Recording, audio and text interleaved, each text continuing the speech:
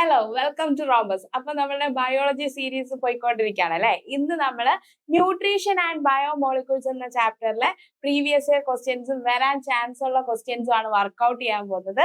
അപ്പൊ ഇതിൻ്റെ അകത്ത് നിങ്ങൾക്ക് മെയിൻ ആയിട്ട് അറിയാൻ വേണ്ടി പോകുന്നത് നമ്മളുടെ പ്ലാന്റ്സിന്റെ അകത്ത് പ്രസന്റ് ആയിട്ടുള്ള കുറെ ന്യൂട്രീഷൻസ് ഏതൊക്കെയാണ്, അതുപോലെ അതിൽ പ്രസന്റ് ആയിട്ടുള്ള ബയോമോളിക്യൂൾസ് ഏതാണ്, അതിൽ നടക്കുന്ന രാസപ്രവർത്തനങ്ങൾ ഏതൊക്കെയാണ്, അങ്ങനെയുള്ള കുറച്ച് കാര്യങ്ങൾ റിലേറ്റഡ് ആയിട്ടുള്ള ക്വസ്റ്റ്യൻസ് ആണ് നമ്മൾ നോക്കാൻ പോകുന്നത്. ഫാസ്റ്റ് ആയിട്ട് നമുക്ക് ക്വസ്റ്റ്യനിലേക്ക് പോവാം അല്ലെ.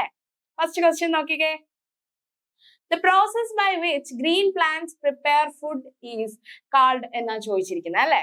അപ്പൊ അതായത് എന്താണ്, പച്ച സസ്യങ്ങള് അവരുടെ ഫുഡ് ഉണ്ടാക്കുന്ന പ്രക്രിയയിലെ എന്താണ് പറയുന്നത്. നമുക്ക് എല്ലാവർക്കും ഇതിന്റെ ആൻസർ അറിയാമെങ്കിൽ പോലും നമുക്ക് അതിന്റെ അകത്തുള്ള ഓപ്ഷൻസ് ഒന്ന് നോക്കാം അല്ലെ. റെസ്പിറേഷൻ കൊടുത്തിട്ടുണ്ട്, ഫോട്ടോസിന്തസിസ് കൊടുത്തിട്ടുണ്ട്, ട്രാൻസ്പിറേഷൻ ആൻഡ് ഫെർമെന്റേഷൻ കൊടുത്തിട്ടുണ്ട് അല്ലെ. അപ്പൊ നമുക്ക് ഇതൊക്കെ എന്താണ്, ഇതിന്റെയൊക്കെ ഡെഫിനിഷൻ എന്താണെന്ന് നോക്കാം അല്ലെ. കാരണം നമുക്ക് ചിലപ്പോൾ പച്ച സസ്യങ്ങളുടെ ഫുഡ് ഉണ്ടാക്കുന്ന പ്രക്രിയ ആയിരിക്കാൻ ചാൻസ് ഇല്ല, ചിലപ്പോൾ ഫെർമെന്റേഷൻ എന്താണെന്നുള്ള ക്വസ്റ്റ്യൻ ആയിരിക്കും വരാൻ പോകുന്നത് അല്ലെ. അപ്പൊ അതുകൊണ്ട് നമ്മൾ ഓപ്ഷൻസിന്റെ എല്ലാ ആൻസറും അറിഞ്ഞിരിക്കണം. അതുകൊണ്ട് നമുക്ക് ഓരോന്നിന്റെയും ഡെഫിനിഷൻ എന്താണെന്ന് നോക്കാം. റെസ്പിറേഷൻ നോക്കുമ്പോഴത്തേന് പ്ലാന്റ്സിൽ വരുന്ന റെസ്പിറേഷൻ എങ്ങനെയാണ്, അവർ oxygen, carbon dioxide use ചെയ്യുന്നുണ്ട് അല്ലെ. എങ്ങനെയാണ്, അതായത് കാർബൺ ഡൈ ഓക്സൈഡിനെ അവർ ഫിക്സ് ചെയ്തിട്ട് ഓക്സിജനെ പുറത്തേക്ക് വിടുകയാണ് ചെയ്യുന്നത്. അതാണ് പ്ലാന്റ്സിൽ വരുന്ന റെസ്പിറേഷൻ. നമ്മുടെ ആനിമൽസിന്റെ കേസിലാണെങ്കിൽ എങ്ങനെയാണ്, നമ്മൾ എടുക്കുന്നത്, ഓക്സിജനെ എടുത്തിട്ട് കാർബൺ ഡൈ ഓക്സൈഡിനെ വെളിയിലേക്കാണല്ലോ കൊടുക്കുന്നത്. ആ ഒരു പ്രോസസ്സിനെയാണ്, അത് ശ്വാസം അങ്ങോട്ടും ഇങ്ങോട്ടും നമ്മുടെ എക്സ്ചേഞ്ച് ഓഫ് ഗ്യാസ്, അതിനെയാണ് എന്ത് പറയുന്ന, റെസ്പിറേഷൻ എന്ന് പറയുന്നത്. അതുകൊണ്ട് ഇതല്ലെന്ന് നമുക്ക് കൺഫേം ചെയ്യാം, റെസ്പിറേഷൻ അല്ല അല്ലെ. പിന്നെ നമുക്ക് ട്രാൻസ്പിറേഷനും ഫെർമെന്റേഷനും വരുന്നുണ്ട് അല്ലെ. ട്രാൻസ്പിറേഷൻ എന്താണ്, മുന്നേ പറഞ്ഞിട്ടുള്ളതാണ്, നമ്മൾ പല ക്ലാസ്സുകളിലും പറഞ്ഞിട്ടുള്ളതാണ്. അതായത് മനുഷ്യർക്ക് വിയർപ്പ് ഉണ്ടാകുന്ന പോലെ പ്ലാന്റ്സിന് എന്തുണ്ടാവും, അതിന്റെ അഗ്രകോണുകളിൽ നിന്നും, ഇലയുടെ അതായത് നമ്മുടെ ലീഫിന്റെ അഗ്രകോണുകളിൽ നിന്ന് വാട്ടർ വെള്ളത്തിന്റെ അംശം കുറച്ച് ഡ്രോപ്പ് ആയിട്ട് നഷ്ടമാകാനുള്ള, അതായത് ലോസ് ഓഫ് വാട്ടർ ഡ്രോപ്ലെറ്റ്സിനെയാണ് നമ്മൾ ട്രാൻസ്പിറേഷൻ എന്ന് പറയുന്നത് കേട്ടോ. അതെന്താണ്, പ്ലാന്റ്സിൽ ഓട്ടോമാറ്റിക്കലി ഉണ്ടാകുന്ന ഒരു പ്രക്രിയയാണ്. നമുക്ക് വിയർപ്പുണ്ടാകും, നമ്മുടെ ടെമ്പറേച്ചർ ഹൈ ആകുമ്പോൾ നമ്മൾക്ക് വിയർപ്പുണ്ടാവില്ലേ, അതേപോലെ നമ്മുടെ പ്ലാന്റ്സിന്റെ ടെമ്പറേച്ചർ ഒന്ന് കറക്റ്റ് ആക്കി കൂളിംഗ് എഫക്റ്റ് ആ പ്ലാന്റിന് കൊടുക്കാൻ വേണ്ടിയിട്ടാണ് പ്ലാന്റ്സിന് ട്രാൻസ്പിറേഷൻ ഉള്ളത് കേട്ടോ. ഓർത്ത് വെക്കുക. അപ്പൊ ട്രാൻസ്പിറേഷൻ അല്ലെന്ന് നമുക്ക് ക്യാൻസൽ ചെയ്യാം. ഫെർമെന്റേഷൻ എന്താണ്, പുളിപ്പിക്കലിനാണ് ഈ ഫെർമെന്റേഷൻ എന്ന് പറയുന്നത്. എങ്ങനെയാണ്, നമ്മളുടെ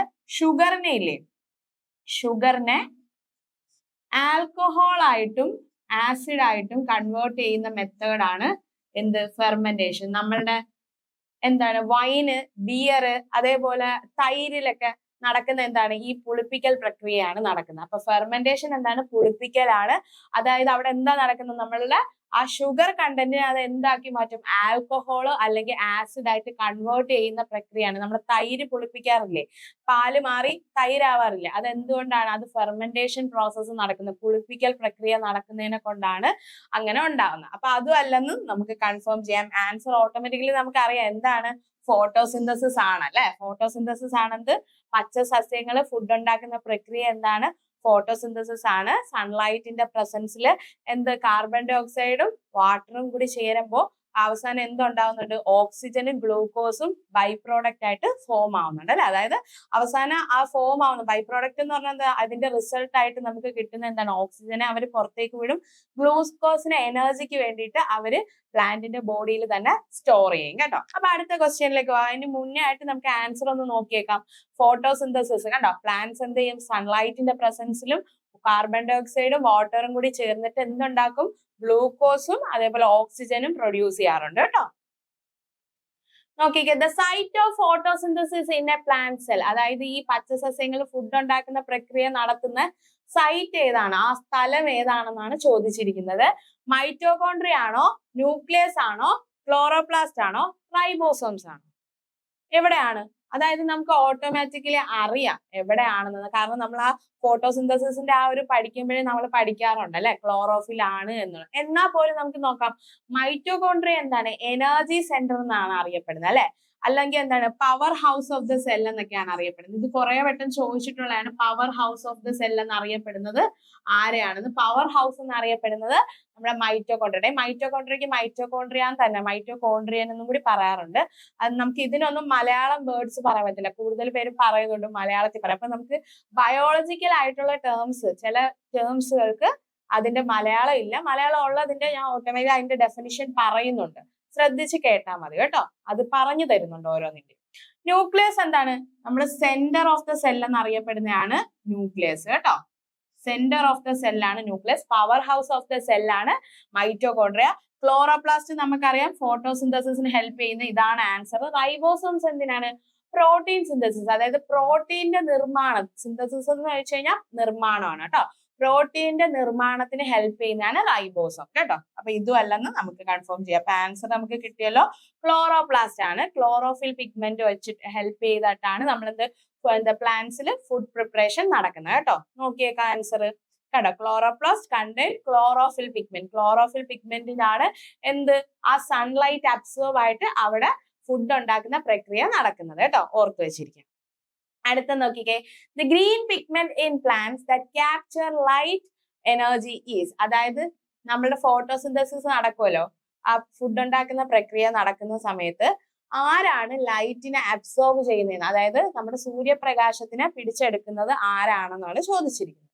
അപ്പൊ ഹീമോഗ്ലോബിൻ ആണോ, ക്ലോറോഫിൽ ആണോ, കാരോട്ടിൻ ആണോ, സാന്തോഫിൽ ആണോ? ഇവിടെ ഒരു ക്ലൂ നമുക്ക് തന്നിട്ടുണ്ട്, ഗ്രീൻ പിഗ്മെന്റ് എന്ന് തന്നിട്ടുണ്ട് അല്ലെ. അപ്പൊ ഇതിൽ ആരാണ് ഗ്രീൻ എന്നുള്ളത് നമ്മൾ അറിയണം അല്ലെ. അപ്പൊ ഇവിടെ നോക്കിക്കേ, സാന്തോഫിൽ ഏതാണ്? യെല്ലോ കളർ പിഗ്മെന്റ് ആണ് സാന്തോഫിൽ കേട്ടോ. യെല്ലോ കളർ ആണ് സാന്തോഫിൽ. കാരോട്ടിൻ ഏതാണ്? കാരോട്ടിൻ നമ്മളുടെ ക്യാരറ്റ് ഓർത്താൽ മതി കേട്ടോ. ക്യാരറ്റിന്റെ കളർ എന്താണ്? ഓറഞ്ച് അല്ലേ. അപ്പൊ ഓറഞ്ച് യെല്ലോ ആണ് നമ്മളുടെ കാരോട്ടിൻ കേട്ടോ. ഓറഞ്ച് യെല്ലോ കളർ ഷെയ്ഡ് വരുന്നതാണ് പിഗ്മെന്റ് ആണ് ആര്? കാരോട്ടിൻ എന്ന് പറയുന്നത്. നമ്മുടെ പിന്നെ വരുന്ന ആരാ? ഹീമോഗ്ലോബിനും വരുന്നുണ്ട്, ക്ലോറോഫില്ലും വരുന്നുണ്ട് അല്ലെ. ഹീമോഗ്ലോബിൻ എന്താണ്? നമ്മുടെ ബ്ലഡിൽ പ്രസന്റ് ആയിട്ടുള്ള പിഗ്മെന്റ് ആണ്. ബ്ലഡിന് എന്ത്, നമ്മുടെ റെഡ് കളർ കൊടുക്കുന്ന ആരാണ്? ഹീമോഗ്ലോബിൻ ആണ്. അപ്പൊ ഇതിന് ഏത് കളറാണ്? റെഡ് കളറാണ്. പിന്നുള്ളത് ഏതാ? ക്ലോറോഫിൽ. ക്ലോറോഫിൽ ആണ് നമ്മുടെ ഫോട്ടോസിന്തസിസിന് ഹെൽപ്പ് ചെയ്യുന്നത്. നമ്മൾ ഓൾറെഡി പറഞ്ഞിട്ടുണ്ട്. ക്ലോറോഫിലിന്റെ എന്താണ് കളർ? ഗ്രീൻ കളറാണ് കേട്ടോ. അപ്പൊ ഈ കളേഴ്സ് മറന്നു പോകരുത്, കളേഴ്സ് ഓർത്ത് വെക്കുക. ഹീമോഗ്ലോബിൻ റെഡ് കളറാണ്. ഹീമോഗ്ലോബിനും നമ്മുടെ ഓക്സിജനും കൂടി ബൈൻഡ് ചെയ്തിട്ടായിരിക്കും ഈ ഓക്സിജനെ നമ്മുടെ ബോഡിയിൽ ട്രാൻസ്പോർട്ട് ചെയ്യുന്നത്. അപ്പൊ ആ ഒരു സമയത്ത് നമ്മൾ അങ്ങനെ അത് രണ്ടും കൂടി ചേർന്നിരിക്കുമ്പോൾ വിളിക്കുന്നതാണ് ഓക്സി ഹീമോഗ്ലോബിൻ. ഓക്സിജനും ഹീമോഗ്ലോബിനും കൂടി ബൈൻഡ് ചെയ്തിരിക്കുമ്പോൾ ഓക്സി ഹീമോഗ്ലോബിൻ എന്നാണ് വിളിക്കുന്നത്. അതും കൂടി ഒന്ന് ജസ്റ്റ് ഓർത്ത് വെച്ചിരിക്കുക, അതും ക്വസ്റ്റ്യൻസ് വന്നിട്ടുണ്ട്, അതുകൊണ്ട് പറഞ്ഞതാണ് ജസ്റ്റ്. പിന്നെ നമ്മുടെ ക്ലോറോഫിൽ ഏതാണ്? ഗ്രീൻ പിഗ്മെന്റ് ആണ് നമ്മുടെ ഫോട്ടോസിന്തസിസ്, പച്ച സസ്യങ്ങൾ ഫുഡ് ഉണ്ടാക്കുന്ന പ്രക്രിയക്ക് ഹെൽപ്പ് ചെയ്യുന്നതാണ് ആര്? Green colour pigment chlorophyll. അതേപോലെ കാരോട്ടിൻ, ക്യാരറ്റ് ഓർത്താൽ മതി. ക്യാരറ്റ് ഏത് കളറാണ്? ഓറഞ്ച്. ഓറഞ്ച് യെല്ലോ പിഗ്മെന്റ് വരുന്നതാണ് പ്ലാന്റ്സിൽ കാരോട്ടിൻ. പിന്നെ അതേപോലെ സാന്തോഫില് പ്ലാന്റ്സിന് യെല്ലോ കളർ പിഗ്മെന്റ് കൊടുക്കുന്ന ആരാണ്? സാന്തോഫിൽ ആണ് കേട്ടോ. ഈ ഒരു കളർ കോഡ് പഠിച്ചു വെച്ചിരിക്കുക കേട്ടോ.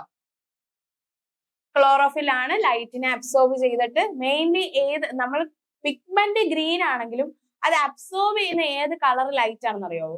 ബ്ലൂവും റെഡും കളറിലുള്ള വേവ് ലെങ്ത് ഉള്ള കളേഴ്സിനെയാണ് ഇത് അബ്സോർബ് ചെയ്യുന്നത്. ഓർത്ത് വെക്കുക, തിരിഞ്ഞു പോവുകയും ചെയ്യരുത്. എന്താ, ക്ലോറോഫിൽ ഏത് കളർ പിഗ്മെന്റ് ആണ്? ഗ്രീൻ ആണ്. പക്ഷെ അത് അബ്സോർബ് ചെയ്യുന്ന കളർ ഏതൊക്കെയാണ്? ബ്ലൂവും റെഡും ആണ് കേട്ടോ. ഇത് തിരിഞ്ഞു പോരുത് കേട്ടോ, ഒന്ന് ഓർത്ത് വെച്ച്. അപ്പൊ നമുക്ക് അടുത്ത ക്വസ്റ്റ്യൻ നോക്കാം.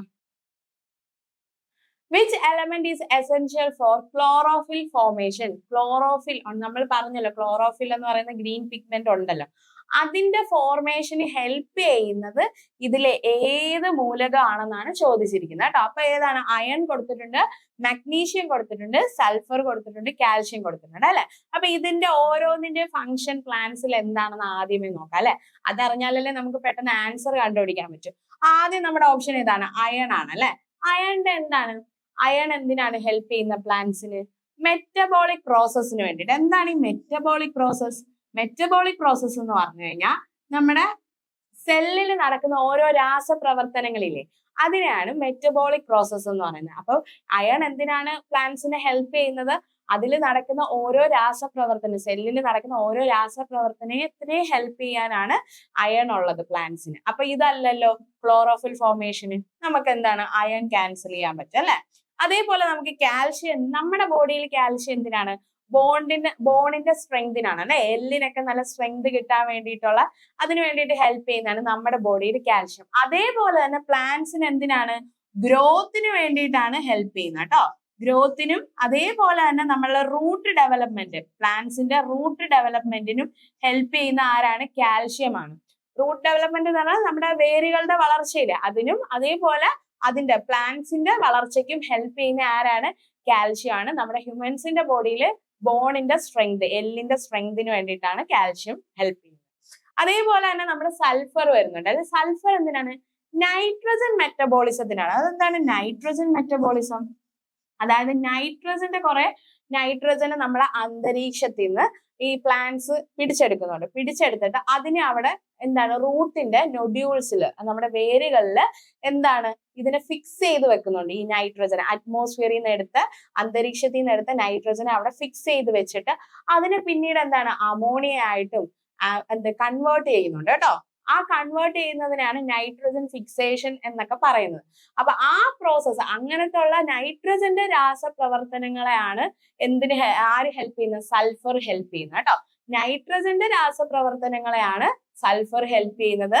നമ്മുടെ സെല്ലിലുള്ള രാസപ്രവർത്തനങ്ങളെ ഹെൽപ്പ് ചെയ്യുന്നത് അയൺ ആണ്. അപ്പൊ ബാലൻസ് ഇവിടെ വരുന്ന ആരാണ്? മാഗ്നീഷ്യം ആണ്. മാഗ്നീഷ്യം ആണ് നമ്മളുടെ ക്ലോറോഫില്ലിൽ പ്രസന്റ് ആയിട്ടുള്ള മൂലകം. അത് എന്തിന് ഹെൽപ്പ് ചെയ്യും? സൺലൈറ്റിനെ അബ്സോർബ് ചെയ്ത് ഫുഡ് പ്രിപ്പയർ ചെയ്യാൻ വേണ്ടിയിട്ട് ഹെൽപ്പ് ചെയ്യും. അപ്പൊ നമ്മുടെ ആൻസർ ഇവിടെ ആരാണ്? മാഗ്നീഷ്യം ആണ്. നമുക്ക് നോക്കാമല്ലോ ആൻസർ കറക്റ്റ് ആണോന്ന്. Magnesium is a central atom in the chlorophyll molecule. Light അബ്സോർപ്ഷന് നമ്മളെ ഹെൽപ്പ് ചെയ്യുന്നത്, അതായത് സൂര്യപ്രകാശത്തിനെ പിടിച്ചെടുക്കാൻ വേണ്ടിയിട്ട് ഹെൽപ്പ് ചെയ്യുന്ന ആരാണ്? മാഗ്നീഷ്യം ആണ്. ക്ലോറോഫിലിനകത്താണ് ഈ മാഗ്നീഷ്യം കാണപ്പെടുന്നത് കേട്ടോ. ഓർത്തു വെച്ചിരിക്കുക. അടുത്ത ക്വസ്റ്റ്യൻ നോക്കുന്നത് എൻ പ്രോഡക്റ്റ് ഓഫ് ഫോട്ടോസിന്തസിസ്. നമുക്ക് എല്ലാവർക്കും അറിയാവുന്ന ഒരു ക്വസ്റ്റ്യൻ ആണല്ലേ എൻ പ്രോഡക്റ്റ്. അതായത് സൺലൈറ്റിന്റെ പ്രസൻസില് കാർബൺ ഡൈ ഓക്സൈഡും എന്താണ് വാട്ടറും കൂടി ഇതാവുമ്പോഴത്തേന് റിയാക്ഷൻ നടക്കുമ്പോൾ എന്താണ് ലാസ്റ്റ് ഉണ്ടാവുന്നത്? ഗ്ലൂക്കോസും അതേപോലെ തന്നെ നമുക്ക് ഒരാളും കൂടെ ഉണ്ട് ഓക്സിജനും കിട്ടുന്നുണ്ട് അല്ലെ. C6H12O6 എന്നാണ് ഗ്ലൂക്കോസിന് അറിയപ്പെടുന്നത് കേട്ടോ. അതിന്റെ കെമിക്കൽ ഫോർമുല ആണ്. C6H12O6 ആണ് ഗ്ലൂക്കോസ്. ഓക്സിജൻ O2 എന്ന് അറിയപ്പെടുന്നത് അല്ലെ. അപ്പൊ നമുക്കറിയാം ഗ്ലൂക്കോസും ഓക്സിജനും ആണ് നമ്മുടെ ഫോട്ടോസിന്തസിസ്, അതായത് ഫുഡ് ഉണ്ടാക്കി കഴിയുമ്പോൾ ഗ്രീൻ പ്ലാന്റ്സ് പുറത്തേക്ക് വിടുന്നത് ഓക്സിജൻ ആണ്. ഗ്ലൂക്കോസിന് അവര് എനർജി ആയിട്ട് സ്റ്റോർ ചെയ്യാറുണ്ട് അല്ലെ. അപ്പൊ നമുക്ക് ആൻസർ ഓൾറെഡി അറിയാം. നോക്കിക്കേ, oxygen and carbon dioxide ആണോ? ഇവിടെ ഓക്സിജനും കാർബൺ ഡൈ ഓക്സൈഡ് ആണ് ലാസ്റ്റ് റിസൾട്ട് കിട്ടുന്നതെന്ന് പറയുന്നു. ആൻസർ കറക്റ്റ് ആണോ? അല്ല. അടുത്തത് നോക്കിക്കേ, വാട്ടറും കാർബൺ ഡൈ ഓക്സൈഡും ആണോ? അത് രണ്ടും കൂടി പ്രവർത്തിക്കുമ്പോഴാണല്ലോ, റിയാക്ഷൻ നടക്കുമ്പോഴാണല്ലോ, രാസപ്രവർത്തനം നടക്കുമ്പോഴാണ് നമുക്ക് ഗ്ലൂക്കോസും ഓക്സിജനും കിട്ടുന്നത് അല്ലെ. അപ്പൊ എന്തായാലും ഇത് ബൈ പ്രോഡക്റ്റ് അല്ല അല്ലെ, തെറ്റി. ബൈ പ്രോഡക്റ്റ് എന്ന് പറയാൻ എന്താണ്? അവസാനം നമുക്ക് കിട്ടുന്നത്. ബൈ പ്രോഡക്റ്റ് എന്ന് പറഞ്ഞാൽ ലാസ്റ്റ് ആ റിയാക്ഷൻ നടന്ന് ലാസ്റ്റ് ഫൈനൽ ആയിട്ട് കിട്ടുന്ന റിസൾട്ടിനെയാണ് ബൈ പ്രോഡക്റ്റ് എന്ന് പറയുന്നത്. അപ്പൊ ഇതല്ല. പിന്നെ ഗ്ലൂക്കോസും വാട്ടറും ആണോ? നമുക്ക് നോക്കിയേ, ഗ്ലൂക്കോസും വാട്ടറും അല്ലല്ലോ നമുക്ക് ഫോം ആവുന്നത്, ഗ്ലൂക്കോസും ഓക്സിജനും ആണ് അല്ലെ. അപ്പൊ ഇതല്ലെന്ന് ക്യാൻസൽ ചെയ്യാം. പിന്നെ നോക്കിക്കേ, ഗ്ലൂക്കോസും ഓക്സിജൻ എന്ന ഓപ്ഷൻ ഉണ്ട് അല്ലെ. നമ്മുടെ ആൻസർ ഏതാണ്?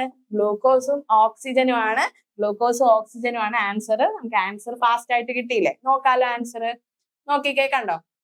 ഫോട്ടോസിന്തസിസ് എന്താണ് ചെയ്യുന്നത്? കാർബൺ ഡൈ ഓക്സൈഡിനെ വാട്ടറിനെ എന്തായിട്ട് കൺവേർട്ട് ചെയ്യും?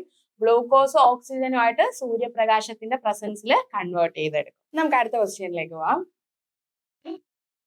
In humans digestion of starch begins in, അതായത് നമ്മളുടെ ദഹന പ്രക്രിയയില് സ്റ്റാർച്ച്, അതായത് സ്റ്റാർച്ചിന്റെ ദഹനം എവിടെയാണ് സ്റ്റാർട്ട് ചെയ്യുന്നതെന്ന് ചോദിച്ചിട്ടുള്ളത്. നമ്മുടെ മനുഷ്യരിലാണ്, മനുഷ്യ ശരീരത്തില് സ്റ്റാർച്ചിന്റെ ദഹനം നടക്കുന്നത് എവിടുന്നാണ് സ്റ്റാർട്ട്? നമ്മൾ ഡൈജസ്റ്റീവ് സിസ്റ്റം പഠിച്ച സമയത്ത് നമുക്കറിയാം എവിടുന്നാണ് നമ്മളുടെ ദഹന പ്രക്രിയ സ്റ്റാർട്ട് ചെയ്യുന്നത്.